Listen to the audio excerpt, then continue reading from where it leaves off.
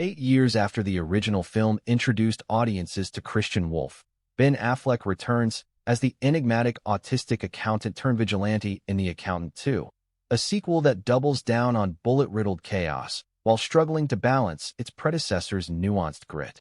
When Treasury Agent Mary Beth Medina, Cynthia de Robinson, is thrust into the crosshairs after her former boss, Ray King, J.K. Simmons, is assassinated, she reluctantly enlists Christian's expertise to unravel the conspiracy.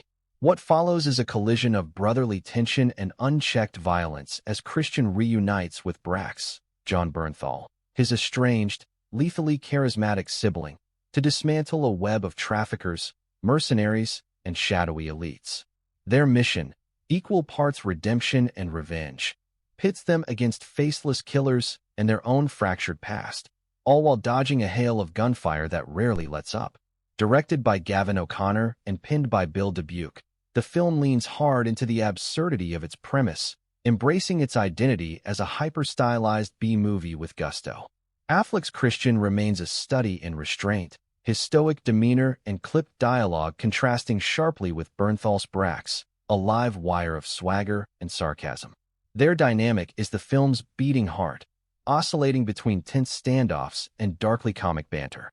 In one scene, they sit back-to-back in mismatched chairs, casually debating morality while reloading firearms, a moment that encapsulates the sequel's tonal tightrope between brooding drama and self-aware absurdity. While the first film wove Christian's autism into his mythos with varying degrees of sensitivity, here it's largely relegated to a character quirk, overshadowed by the relentless action. The plot, a labyrinth of amnesia subplots, plastic surgery disguises, and trafficked refugees, prioritizes spectacle over coherence. Set pieces unfold with mechanical precision. A money laundering montage solved via Christian's math genius prowess, a mid-film raid on a tech hub where autistic prodigies hack encrypted files, and a climactic shootout drenched in enough synthetic blood to rival a Tarantino flick. Yet for all its kinetic energy, the narrative feels weightless, trading the original's moral ambiguity for a simplistic good versus evil framework. Villains are cartoonishly vile, child hostages, exploited women, designed solely to justify the brothers' carnage. Even Mary Beth, once a grounded audience surrogate, is reduced to a plot device, her moral objections drowned out by the cacophony of gunfire. Where the film thrives is in its unapologetic embrace of excess. Bernthal, in particular, seems to relish his expanded role, delivering lines with a smirk that suggests he's in on the joke. His Brax is a walking ID, a foil to Christian's rigid control, and their chemistry injects levity into even the most gratuitous violence.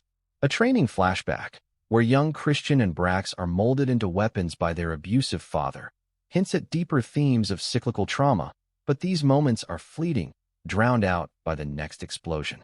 Visually, the film mirrors its predecessor's muted palette, all grays and steel blues, punctuated by the crimson splatter of its action. Practical effects ground the chaos, a hallway brawl lit by strobe lights, a minefield ambush, while CGI blood sprays with video game artifice. The score, a mix of throbbing bass and orchestral swells, underscores the mayhem, though it lacks the original's haunting piano motifs that once lent Christian's journey emotional heft. Critically, the sequel stumbles in its portrayal of autism. While Affleck's performance avoids caricature, the script reduces Christian's condition to a narrative tool, a superpower that excuses his violence. A subplot involving autistic teens aiding his investigation feels less like representation and more like a hollow bid for relevance, their talents exploited for plot convenience rather than genuine character development. It's a missed opportunity to explore the intersection of neurodivergence and morality, a thread the first film at least gestured toward. Thematically, The Accountant 2 grapples with legacy, both Christian's reckoning with his past and the film's own struggle to justify its existence. J.K. Simmons' brief return as Ray King serves as a metaphor for the sequel itself, a ghost of what once worked, hastily dispatched to make room for louder, messier spectacle. Even the villains, a faceless conglomerate of traffickers and corrupt officials, feel like placeholders, their motives as shallow as the film's political commentary. A late-act twist involving Brax's betrayal lands with a thud, undercut by rushed exposition and a lack of emotional stakes. Yet for all its flaws, the film delivers on its core promise: relentless, visceral entertainment. Fans of the first installment will appreciate callbacks to Christian's meticulous routines, his structured meals, his arsenal of weaponized office supplies, while newcomers can revel in the sheer audacity of its set pieces.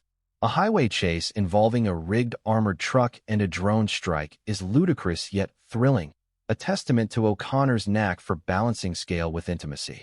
Likewise, a showdown in a neon-lit nightclub, scored to throbbing electronic beats, channels John Wick-esque flair, though it lacks the franchise's world-building finesse. In the end, The Accountant 2 is a paradox, a sequel that's both more entertaining and less substantive than its predecessor. It's a film aware of its own absurdity, leaning into tropes with a wink, yet never fully committing to satire or sincerity. Affleck and Bernthal's chemistry elevates the material, their brotherly bond offering glimmers of depth amidst the chaos. But by opting for crowd-pleasing spectacle over narrative ambition, it sacrifices the original's prickly complexity, leaving behind a high-octane, yet hollow shell.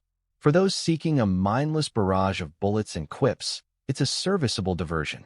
For anyone craving the cerebral grit that made Christian Wolf intriguing, the ledger remains unbalanced. I hope you enjoyed this review.